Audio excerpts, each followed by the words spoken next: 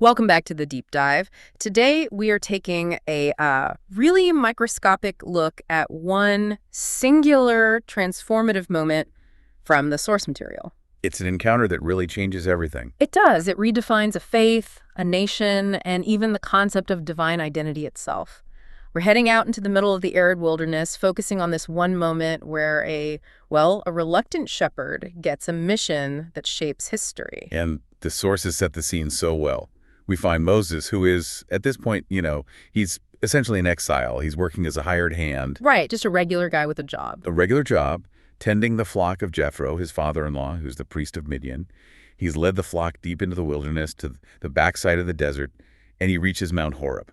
And the text immediately calls it the mountain of God. Yes, so this isn't just some random rock formation. The geography itself is significant. Okay, so let's unpack that. Moses is settled, he's sort of hidden away from his past, and he's standing on sacred ground without even knowing it yet. Not at all. So our mission for this deep dive is to pull apart the exact dialogue, the precise step-by-step instructions given in this moment. It's really the foundational roadmap for delivering a whole nation, and it starts with, well, a plant that defies the laws of combustion. And that's the perfect way to put it. That's where it shifts from just, mundane herding to this miraculous intervention.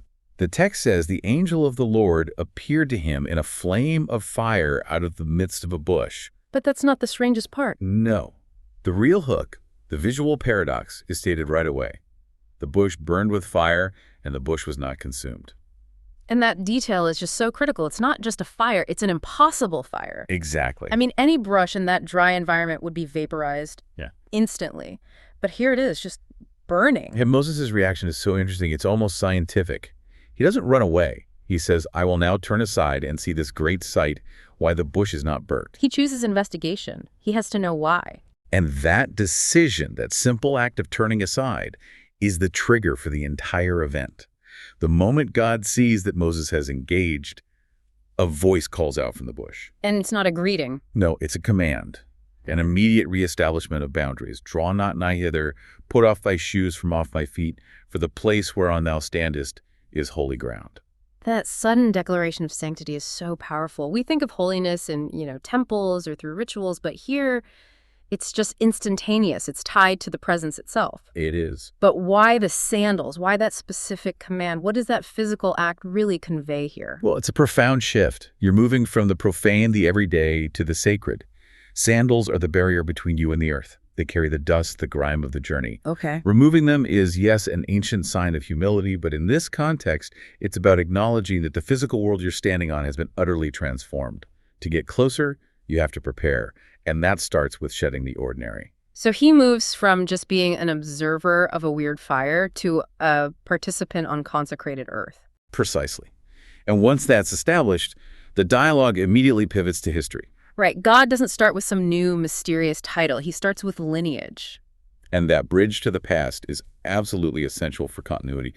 The first thing he says is, I am the God of thy father, the God of Abraham, the God of Isaac, and the God of Jacob. So it's a confirmation. This isn't some local desert spirit. Exactly. It's the historic covenant God whose promises are the very foundation of their identity. And this is so overwhelming that Moses just hid his face, for he was afraid to look upon God. That fear makes total sense. But then the focus shifts very quickly from history to the present crisis. The big question is, why now? After generations of silence, why this moment? And the motivation given is rooted entirely in justice and compassion. God states the reason explicitly. I have surely seen the affliction of my people which are in Egypt, and have heard their cry, for I know their sorrows. So this isn't a random act. It's a direct response to suffering. A direct response to observed oppression. Their bondage has finally, you could say, reached the divine ear. And the response is this decisive, two-pronged plan, deliverance and resettlement. The mission is stated so clearly. I am come down to deliver them out of the hand of the Egyptians. And he immediately specifies where they're going. Right. It's a good land and a large, unto a land flowing with milk and honey. That image, flowing with milk and honey, is just... It's such a powerful symbol of abundance, the total opposite of making bricks in Egypt. A stark contrast. But the source material is also very realistic. It's quick to point out that this land isn't empty. No, it's already occupied. Yes, it's the territory of specific groups, Yeah. the Canaanites, the Hittites, and the Amorites, and the Perizzites, the Hivites, and the Jebusites. So the whole mandate is laid out, the suffering has been seen, the destination is promised, and now Moses gets this impossible assignment. Oh. I will send thee unto Pharaoh. Confront the world's greatest empire. Yeah, with a stick. And a story about a burning plant. It's the ultimate zero to hero story, which is why his reaction is so relatable, I think.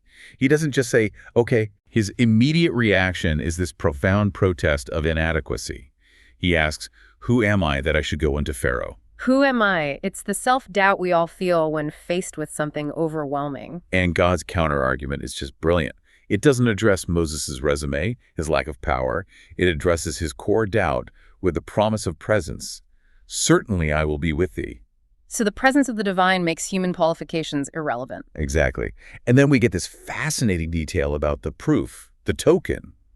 The sign that he was sent won't even be visible until after he succeeds. Wait, yeah, let's stop there for a second. The sign is, when thou hast brought forth the people out of Egypt, ye shall serve God upon this mountain. A post-dated proof. So the sign of certainty requires absolute faith right now. You have to face Pharaoh, lead millions across the desert, and then you'll get your proof. That seems so counterintuitive for building confidence. It completely reframes what faith is, doesn't it? It's not about having a magic token in your pocket before you start. It's about operating under the guarantee of that divine presence, knowing that success itself will be the final confirmation. But Moses, ever the pragmatist, he pivots to the next logical problem: identity. He knows the Israelites are going to ask, okay, so the God of our fathers sent you. What's his name? What do I tell them? And this is the moment, this is the conversation shifts from politics and history to pure metaphysics. It leads to what is arguably the most profound theological statement in the entire source: the revelation of the name. God's response, I am that I am. I mean, what does that even mean? It's not a name like we think of names. It's not. It's a statement of eternal existence, of self-sufficiency, Yeah. of an immediate active presence. It defies being limited or defined. With Egyptian gods, you needed a name for a specific domain: the sun, fertility, war. Right. This name, Ehe, Asher, Ahai, effectively means I exist as I exist, Yeah. or I will be what I will be. It speaks to an absolute, unchangeable, transcendent being. Yeah. So if the Israelites ask who sent him, the answer is basically, existence itself sent me. Pretty much. But God provides a twofold strategy here. It's not Yeah. just this new revolutionary name. Oh, that's right. There's more. Precisely. The power of I am gives the immediate authority for the mission. But it's paired with the traditional historical covenant name. God tells Moses to also say, the Lord God of your fathers, the God of Abraham, the God of Isaac, and the God of Jacob have sent me unto you. And then he adds, this is my name forever. And this is my memorial unto all generations. That two-pronged approach is just brilliant strategy, isn't it? The enslaved people get this radical new concept of God, the self-existent one, but they're also reassured that this power is the same faithful God who made the ancient promises. It connects the present crisis to the past covenant. It makes the entire liberation story coherent. It's a critical political and spiritual move. One name guarantees power, the other guarantees loyalty in history. And with that established, the briefing moves straight into the action plan. The operational strategy, yes. So step one is organizational. Gather the elders of Israel together and tell them everything: the visitation, the promise of deliverance. Critically, the text gives a guarantee. And they shall hearken to thy voice. So Moses' initial doubt about his own influence is just dismissed right up front. The people will listen. So once the elders are on board, what's the first diplomatic move? Moses and the elders are to go to Pharaoh. But they don't demand total freedom right away. No, it's a more subtle request. A very specific temporary leave. Let us go, we beseech thee, 3 days' journey into the wilderness, that we may sacrifice to the Lord our God. The opening negotiation, it sounds reasonable. It's calibrated. It's reasonable enough that it shouldn't provoke immediate violence, but it absolutely sets the stage for conflict. It's a test. Pharaoh's sovereignty versus divine command. Will he concede even this small act of worship? But right after outlining this diplomatic request, God gives Moses this crucial piece of intelligence, a prediction. He pulls back the curtain on the whole campaign. He says, I am sure that the king of Egypt will not let you go. No, not by a mighty hand. Wow. That changes everything. The resistance isn't a setback. It's a guaranteed part of the plan. Mm. God pre-authenticates the diplomatic failure before Moses even starts. So why? Why guarantee that it's going to fail? Well, if you think about it, the purpose of the mission was never really to test Pharaoh's flexibility. It was to showcase divine power through the necessary escalation that would follow. Ah, so if Pharaoh had just let them go, the whole narrative of power and deliverance would have been muted. Exactly. The guaranteed failure of diplomacy justifies what comes next, the mighty hand. Only after Pharaoh refuses will God stretch out my hand and smite Egypt with all my wonders. The plagues are framed as the inevitable result of this predicted stubbornness. And the final, maybe most remarkable part of this briefing is about the economics of the exit. It's not enough to escape. They have to leave with reparations. This is the final act of justice in the plan. God says, I will give this people favor in the sight of the Egyptians, and it shall come to pass that when ye go, ye shall not go empty. They will leave wealthy. This isn't just about survival, it's about reversing centuries of economic exploitation. And the instructions for this wealth transfer are incredibly specific. This is not a chaotic mob looting the city. Right, it's organized, methodical. And it's focused on the women. The text says, every woman shall borrow of her neighbor jewels of silver and jewels of gold and raiment. They're borrowing items of significant value, and they're meant for their children. Yes, and the final phrase is legally clear. They shall spoil the Egyptians. This acts as a divinely organized restitution for 400 years of unpaid labor. This wealth transfer is part of the mission's guaranteed success. It's an incredible plan. Moses leaves that mountain with a full strategic dossier. It covers theological identity, political resistance, military escalation, and a detailed economic exit strategy. He wasn't just given a message. He was handed the entire operational blueprint for dismantling an empire. And what's so fascinating is how that divine assurance of I am just completely overrides Moses's very human frailty of who am I? The entire sequence, from the unburnt bush to the promise of riches, it all establishes that this mission doesn't depend on Moses' capacity at all.